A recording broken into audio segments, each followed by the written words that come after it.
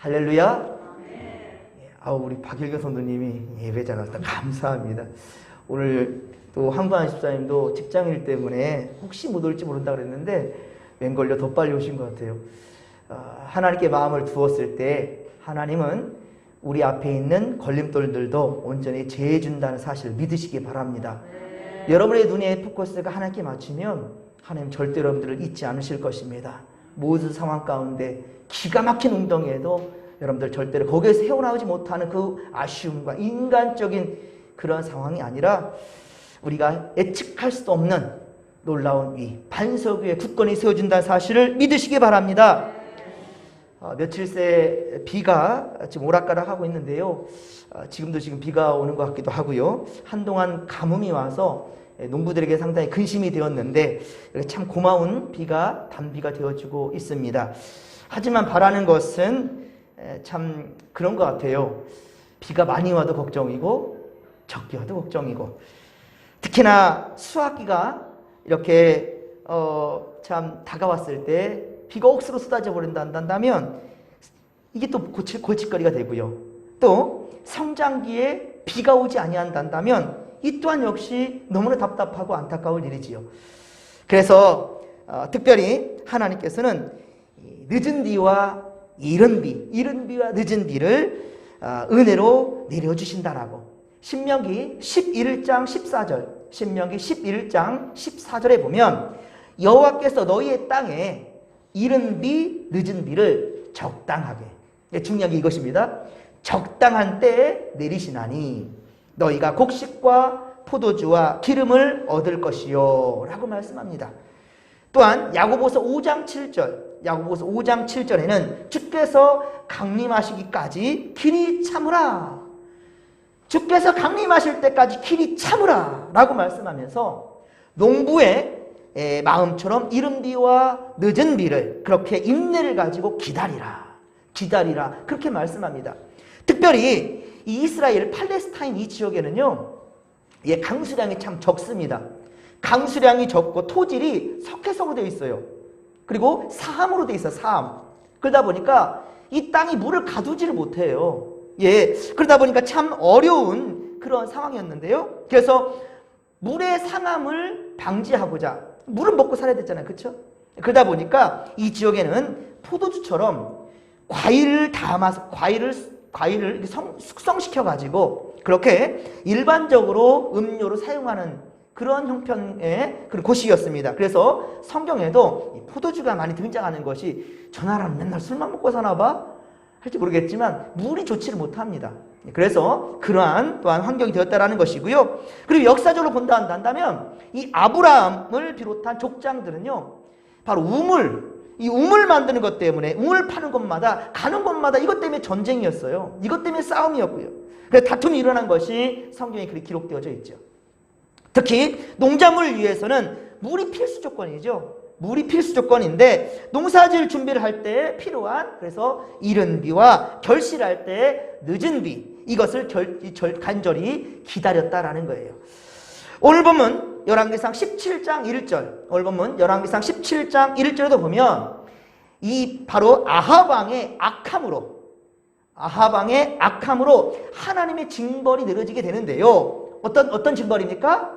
수년 동안 비도 이슬도 잊지 아니하리라. 비도 이슬도 내리지 않는다는 말이 그렇게 징벌을 내리고 있습니다. 그리고 열왕기상 18장에 보면 아합왕과 그의 아내 이세벨로 비롯된 바알과 아세라 이 숭배자들, 특히 그 바알 선지자 450명과 아세라 선지자 바로 400명을 갈멜산에서 그렇게 엘리야 선지자가 퇴치하는, 어쩌면 열왕기상에서 아주 클라이막스라 할 수 있는 그러한 부분이 또 앞으로 우리 보게 될 이야기입니다. 그리고 이후에 하나님의 능력으로 성령의 단비가 내립니다. 이후에 하나님의 능력으로 하나님의 은혜로 단비가 내리게 되는데, 그 이야기가 신약 성경에는 야고보서 5장 17, 18절에 그렇게 보듯이 이 가뭄의 때가 3년 6개월이나 이렇게 지속되었다라는 것, 그리고 그때 바로 엘리야 선지자에 통하여서 그 비가 내리겠다라는 것을 알게 됩니다. 그래서 이때의 이야기와 에스겔 34장 26절, 에스겔 34장 26절에도 이 소나기 같은 은혜를 얘기하거든요. 그때 배경으로 지은 찬송이 바로 183장이에요. 183장. 빈들의 마른 풀같이 시들은 나의 영혼, 주님의 허락한 성령 간절히 기다리네. 가물어 메마른 땅에 단비를 내리시듯 성령의 단비를 부어 새 생명 주옵소서. 아멘. 할렐루야. 가물어 메마른 땅에 성령의 단비가 내리듯이 우리에게도 그 단비가 내린다는 거예요. 제가 기도하다가 생각난 게 보니까 참 놀라운 것은 이 강단에 지금 이 꽃이 펴 있는데 2달이 넘도록 꽃이 지금 시들지 않고 있어요. 여기도 제가 은혜를 얻게 되네요. 항상 기도 소리와 찬송 소리와 이곳에 하나님의 이름이 있고 눈길이 있고 마음이 있다 그랬는데 그런 이렇게 싱싱한 것 같아요. 우리 영혼도 성령의 단비로 말미암아 항상 활짝 피어나는 인생 되기를 주님의 간절히 축원합니다. 오늘 성경 이야기는 주전, 예수님 오시기 전 바로 9세기의 북이스라엘 이야기예요. 계속 지금 북왕국 이야기를 진행되고 있습니다. 이때 아합 왕의 죄악을 지금 얘기하는데 하나님은 바로 수년 동안 이 아합 왕의 죄악 때문에 수년 동안 3년 6개월 동안이나 비를 멈춰버렸어요. 그리고 하나님은 주의 종 엘리야 선지자를 바로 요단 그리 시냇가에 숨겨주시고 그 시냇물을 마시게 하면서 그리고 까마귀를 통하여서 바로 떡과 고기를 먹게 하셨지요. 오늘 보면 6절에 보면 그렇습니다. 그런데 중요한 것은 이 기근이, 이 가뭄이 오래 지속되니까 결국은 엘리야도 이 그리 시냇가에 있었지만은 더 이상 그 물도 마실 수가 없을 만큼 시냇가의 물도 다 말라버렸습니다. 그렇습니다. 북왕국 아합 왕 이 한 사람의 죄악으로 말미암아 온 백성들뿐만 아니라 주의 종 엘리야 역시 같은 고통을 짊어질 수밖에 없다라는 거예요. 하나님은 엘리야를 이제 사르밧으로 가게 하십니다. 사르밧으로 가게 하고 그곳에서 한 과부를 만나게 하셔요. 하지만 오늘 보면 12절에 보듯이 막상 그 집에 가보니까 하나님께서 보냈다 한다면 이유가 있었을 텐데 엘리야는 따져 묻지도 않습니다. 일단 그 하나님의 명령대로 사르밧으로 가서 한 과부의 집에 가게 되는 거예요. 그런데 그 집에 보았더니 이 과부에게 남은 것은 아무것도 없어요. 겨우 곡식 한 움큼 그리고 병에 기름 조금 있는 것, 그게 전부였단 말입니다. 과부는 더 이상 희망이 없었습니다. 더 이상 희망을 기다릴 수가 없어요. 그래서 남은 것을 털어먹고 그 자식과 함께 마지막 식사를 하고 죽음을 준비하는 거예요. 그래서 나아가서 나뭇가지 그것도 2개밖에 주어요. 2개밖에. 음식이 많이 있어야 땔감이 많이 필요하지요. 나뭇가지 2개면 충분한데요. 그래서 이 나뭇가지를 줍고 있는 그 차에 바로 엘리야 선지자를 만난 겁니다. 그런데 엘리야는 이런 과부를 불러서 뭐라고 말합니까? 그릇에 물을 조금 가져다가 내게 마시게 하고 내 손에 떡 한 조각을 내게로 가져와라 라고 말합니다. 여인은 참 기가 막힙니다. 떡은 고사하고 떡을 만들 음식도 이제 한 움큼밖에 없어요 라는 거죠. 마지막 남은 음식을 주의 종이 먹겠으니 내놓으라는 것은 이거는 너무 무례한 것 아닙니까? 주의 종이면 답니까? 주의 백성이 죽어가는데 자기 혼자 먹으려고 세상에나 우리 가정에 와서 복 주지는 못할 망정 오히려 있는 것조차 내어놓으라 하니 이걸 어떻게 합니까? 정말 기가 막히죠.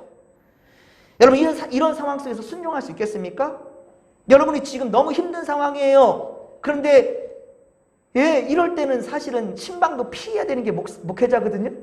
그런데 참으로 가정에 먹을 것이 없는데 신방을 찾아왔네요. 그러면 음식도 공개해야 되겠지만 헌금까지 헌금 준비할 돈도 없다니까요. 그런데 신방을 하여 이거 기가 막혀요. 여러분들 순종할 수 있겠습니까? 물론 저는 그런 무례한 행동은 안 하겠으니 걱정은 마시고. 하지만요 여러분, 이 사르밧 과부의 드림이 지금 이 한국교회의 성미가 된 거예요. 성미. 제가 항상 성미를 강조하는 겁니다. 예, 가정마다 사실은 요즘은 근데 성미가 교회에서 많이 없어지는 그런 추세이기도 합니다. 농사도 우리가 농사지어야 성미하자라고 생각하는데 그건 천만의 말씀입니다. 내가 먹는 것을 주의 종에게 드리는 거예요. 이 사르밧 과부처럼 농사하고 상관없어요. 자, 어쨌든 농사도 짓지 않고 쌀 소비도 요즘 많지 않거든요.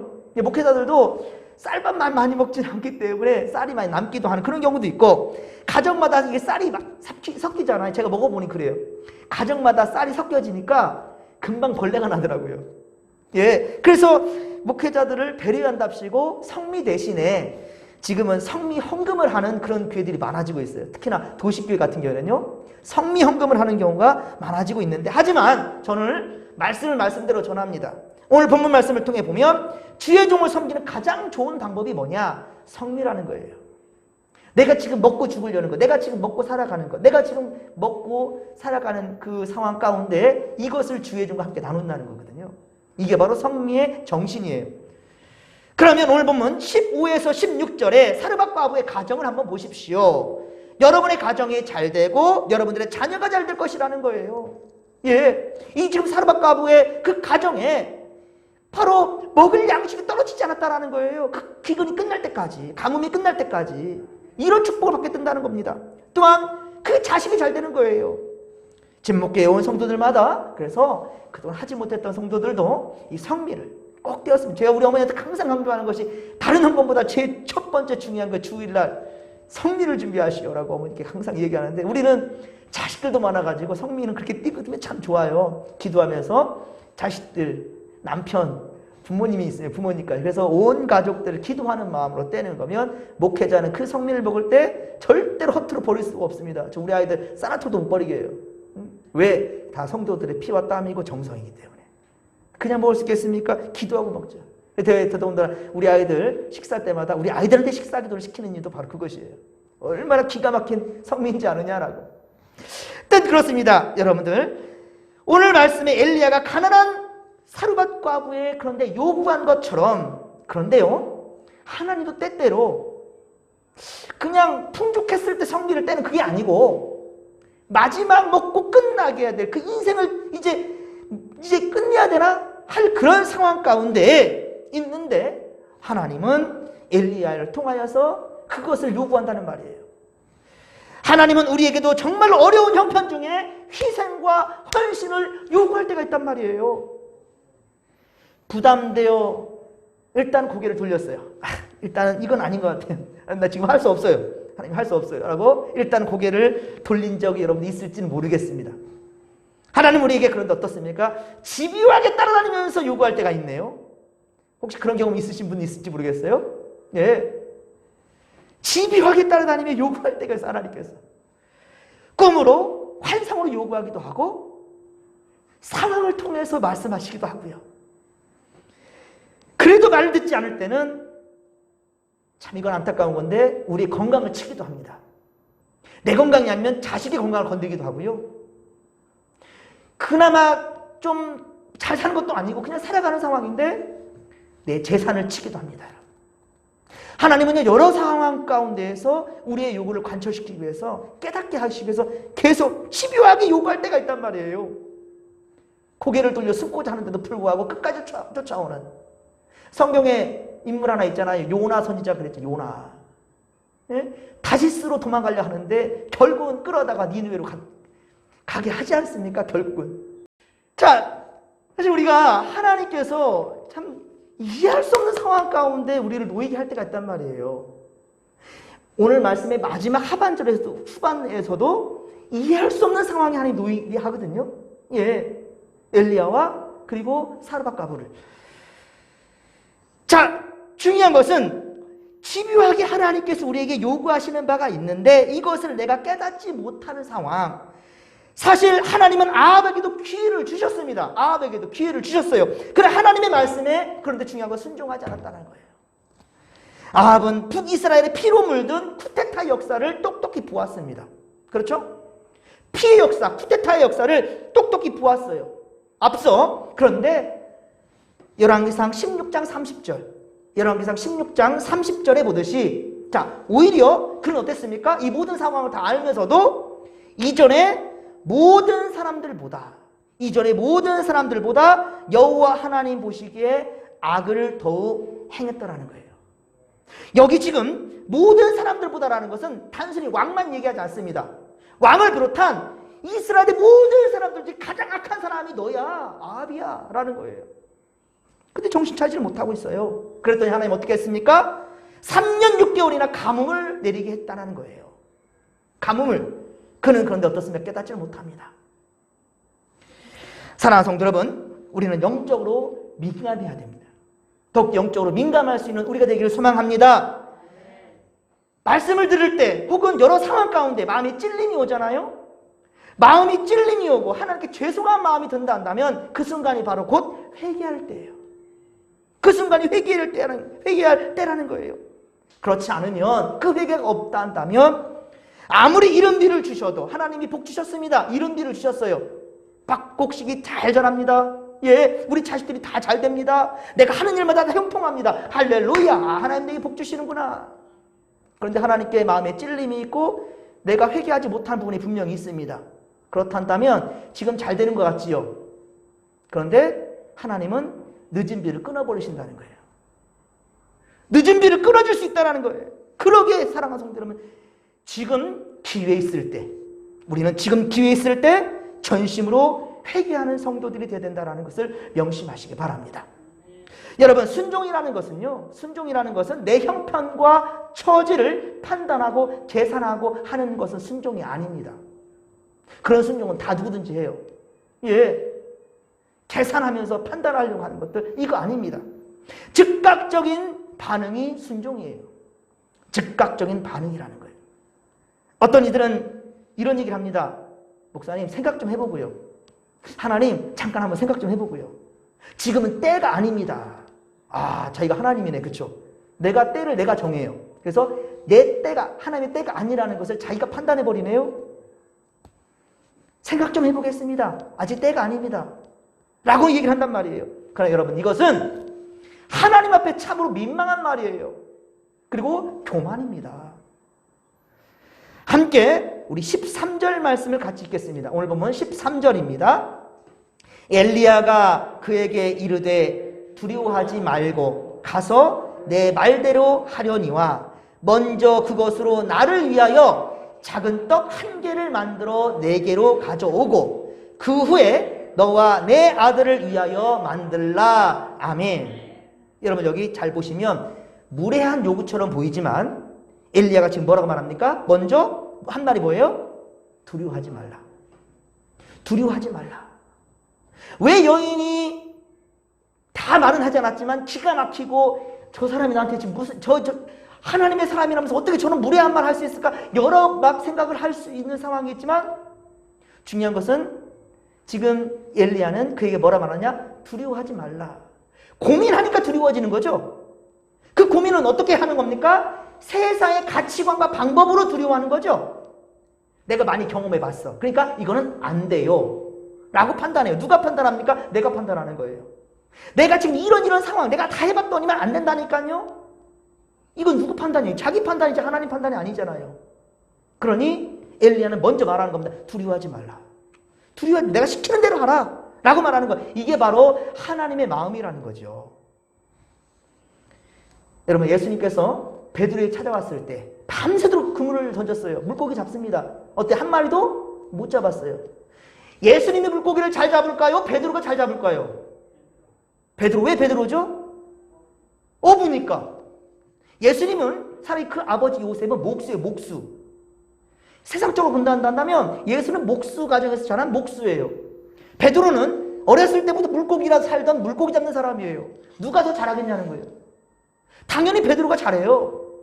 그런데 예수님이 뭐라 합니까? 깊은 곳에 그물을 던져라. 나중에 뭐라고 말합니까? 배 오른편에 금을 던져라. 그건 더 기가 막힌 믿음이고 순종을 말하는 거예요. 깊은 곳에 금을 던지는 것은 깊은 곳에 큰 물고기 살 수 있으니까 그럴 수 있다고 칩시다.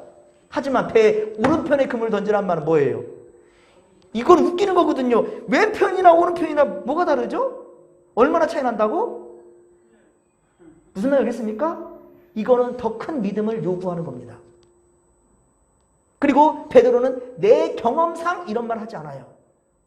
중요한 것은 여러분의 경험이 중요한 것이 아니라 하나님이 내게 지금 요구하는 게 무엇인가? 하나님 내게 말씀하신 것이 무엇인가? 이것을 여러분들 믿음으로 순종할 수 있기를 주님의 간절히 축원합니다. 그래서 오늘 제 박일경 선생님 참 칭찬하고 싶네요. 쉬는 날 좀 쉬고 싶은데 결국은 누구 때문이라는 것이 아니라 분명히 저는 성령의 역사가 있다고 믿습니다. 그리고 우리 황광 집사님도 참 그 아버지의 그 사위도 자식이죠. 오늘 못 오신다 그랬는데 이 자리에 오기 위해서 얼마나 마음 졸이면서 기도했을지. 전 여러분들 중요한 것은 내가 판단하는 것이 아니라 하나님이 내게 요구하는 것이 무엇인가. 여기에 포커스를 둘 수 있는 여러분 된다면 그 다음부터는 하나님이 여러분을 책임져 주신다는 것을 믿으시기 바랍니다. 예. 그리고 한 움큼밖에 안 되는 곡식으로 이제 주의 종 엘리야를 위해 대접하면 남은 것이 뭘까요? 근데 남은 것으로 니들 해먹으래. 이거야말로 더 기가 막히죠. 그냥 나를 위해서 해. 그러면 하나님이 하실 거야. 무엇을 이렇게 말하든지. 근데 엘리야가 뭐라 말하냐면 더 믿음 사람이 여기 시험 들 수도 있는 말을 하고 있어요. 시험 드는 말을. 뭐냐면 나를 위해서 바치고 남은 것으로 너 해먹어라. 한 움큼밖에 안 된다니까요. 한 움큼밖에 안 되는데 이 말이 더 상처 주는 말이 될 수 있겠죠. 세상은 우리에게 끊임없이 상처 줘요. 예. 때로는 이 목사가 상처 줄 수도 있어요. 예. 그것이 어떤 상황에서 악한 마귀인지 아니면 하나님의 시험인지는 모를 일이지만 때때로 우리가 큰 상처받을 수가 있어요. 예. 지금 어떻게 보면은 이 사브르밧 가부도 엘리야 말 때문에 기가 막혔을 거예요. 차라리 그냥 날 위해 섬기면 하나님이 갚으실 거야. 이렇게 얘기하면 그나마 둥그렇게 돌아갈 수도 있겠지만 내게 바쳐라. 남은 것을 너 해먹어. 이거는 놀리는 겁니까? 장난하는 겁니까? 상처 준 말씀이에요. 그런데 사르밧 가부는 한마디 말 없이 그대로 순종합니다. 할렐루야. 순종이 얼마나 놀라운 역사를 이룬다는 사실인지를 여러분들 아시기 바랍니다. 제가 이렇게 하겠다는 거 아니에요. 지금 성경을 성경대로 말씀드리는 거예요. 이런 일들이 얼마든지 우리 삶 가운데 있을 수 있다니까요. 있을 수 있습니다. 사르밧 가부는 이 불가능 가운데 순종했다는 말이에요. 순종했습니다. 그랬더니 놀라운 일이 일어나게 되는데 15절 16절에 보듯이 엘리야의 말처럼 통에 가루가 떨어지지 않고 병에 기름이 없어지지 않았더라는 거예요. 예. 여기는 정말 놀라운 영적 체험을 하는 순간입니다. 그런데 여러분, 위기가 언제 옵니까? 여러분들 이제까지 닥쳤던 위기들 다른 사람 보다 물론 정도의 차이는 있겠지만, 그죠? 정도의 차이는 있겠지만, 여러분들 언제 시련이 오는가 보면 대부분 언제 오냐면 기쁨이 온 다음에 바로 올 때가 참 많은 것 같아요.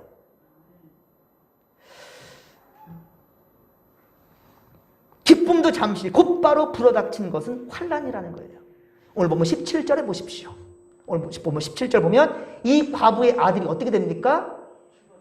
예, 병들어서 죽었습니다. 그냥 갑자기 죽으면 이게 뭔 일인가 할 수 있지만 심히 병들어 심히 위중했더라. 아니 엘리야 선지자를 통하여서 내가 복받았다고 생각했는데 이 기간이 길어지면 더 짜증이 나는 거예요. 더 화딱지 나는 거예요. 우리 여러분 코로나가 길어지니까 화딱지 나잖아요. 막 예? 잠깐 후에 끝날 줄 알았더니만 예, 심히 위중했대요. 그리고 결국 숨이 멎었어요. 죽게 되었습니다. 이게 무슨 일입니까? 이럴 수 있냔 말이에요. 이럴 수 있냔 말이에요.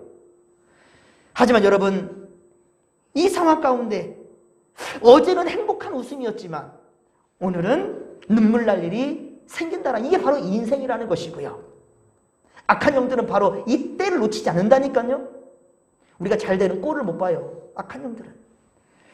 18절에 이 과부도 엘리야를 향해서 이제 말합니다. 내 죄를 생각나게 하고 먼저 자기 죄에 대해서 회개를 하네요. 내 죄를 당신이 생각나게 하고 또 내 아들 죽게 하려고 오셨나이까? 내 죄로 말미암아 내 자식도 잘못됐다라는 것이 여기 조금 가미되어 있네요. 그러면서도 원망에 섞인 말이 있지요. 그런데 엘리야도 인간적 마음으로는 이 여인과 동일했습니다. 엘리야는 그 죽은 아이를 안고 다락방에 올라가 하나님께 부르짖어 기도하지요. 그리고 22절에 보듯이 엘리야의 간절한 기도는 결국 하나님의 역사를 이끌어내었습니다. 결국 아이는 살아날 수 있었어요. 그러자 과부인 여인은 어떻습니까? 내가 뭐라고요? 내가 이제야 당신은 하나님의 사람이요 당신의 입에 있는 여호와의 말씀이 진실한 줄을 알겠다라고 고백하지요.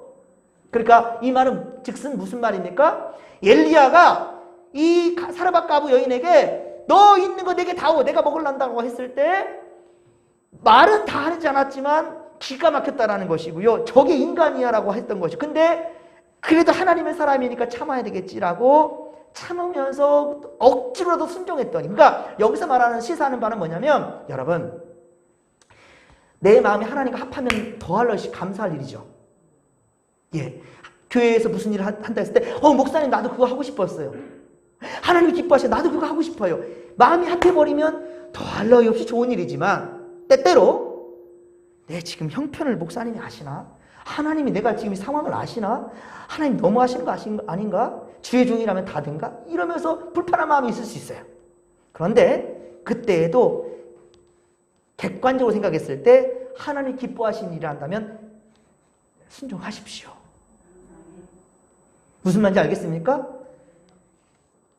주관적으로 봤을 때는 절대 이가 아니다라고 불평불만의 입술이 막 튀어나올 수도 있는데, 그러나 객관적으로 하나님이 무엇을 기뻐하실까라고 판단했을 때에 행해지는 걸 한다면 그 순종은 그것 또한 역시 하나님의 기쁨이 된다는 거예요. 이제야 이 여인은 그전에도 하나님의 종이란 건 알겠어. 하나님의 사람 엘리야를 인정을 했는데, 하지만 이제 그 엘리야가 그 아이를 다락방에 끌고 올라가서 통곡하며 하나님께 간구하였더니 그 아이가 살아나는 것을 보면서 기적도 놀랍지만, 이 바로 주의 종을 보면서 당신은 과연 하나님의 사람이라는 것, 그것을 깨달았더라는 얘기를 하는 거죠. 사랑하는 성도들, 우리도 마찬가지입니다. 때때로 닥치는 환난에 우리는 하나님께 부르짖지만 의문이 많이 가질 때도 있단 말이죠. 그러나 오늘 사르밧 과부를 통해서 큰 깨달음이 있기를 바랍니다. 다시 말씀드립니다. 내 마음과 하나님의 마음이 합한다면 더할 나 없이 좋은 일이고, 그래서 그것을 위해 기도하십시오. 그리고 혹간 내 마음은 아닌데 그러나 하나님이 기뻐하시는 그 일을 한다면 순종하십시오.